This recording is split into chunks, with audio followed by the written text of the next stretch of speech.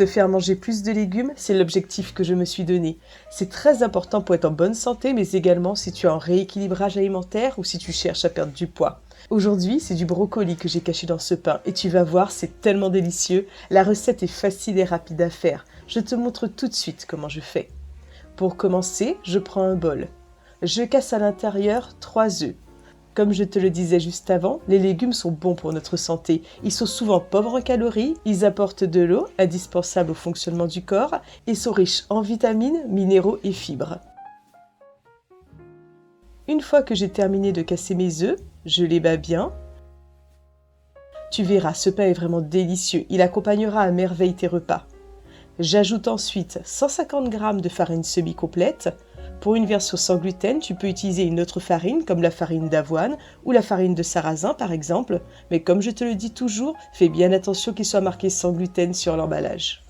J'ajoute maintenant un sachet de levure chimique, ça va permettre d'aérer mon pain, une demi-cuillère à café de sel et je mélange bien le tout.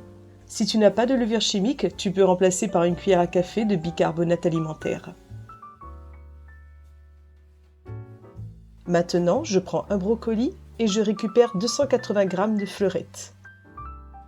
Le brocoli est un aliment très intéressant.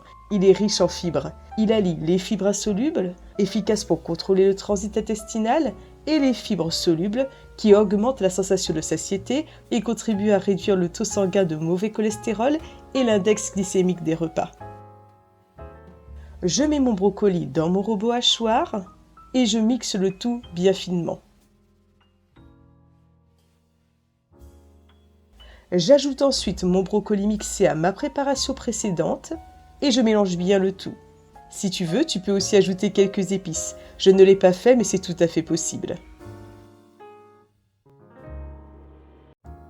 Je prends un moule à cake que j'ai recouvert préalablement d'une feuille de papier cuisson. Mon moule fait 20 cm de longueur. Je verse ma préparation à l'intérieur et à l'aide d'une spatule, je lisse bien le dessus.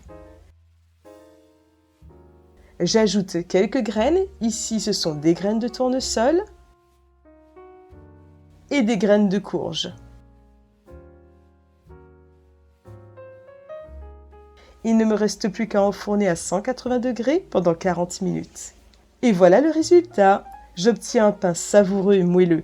Comme tu as pu le voir, c'est une recette vraiment très facile et rapide à faire qui te permettra d'introduire un peu plus de légumes dans ton alimentation. D'ailleurs, si tu as un rééquilibrage alimentaire ou que tu cherches à perdre du poids, surtout n'oublie pas de t'abonner pour recevoir toutes mes prochaines vidéos. Je te laisse te régaler et je te dis à très bientôt.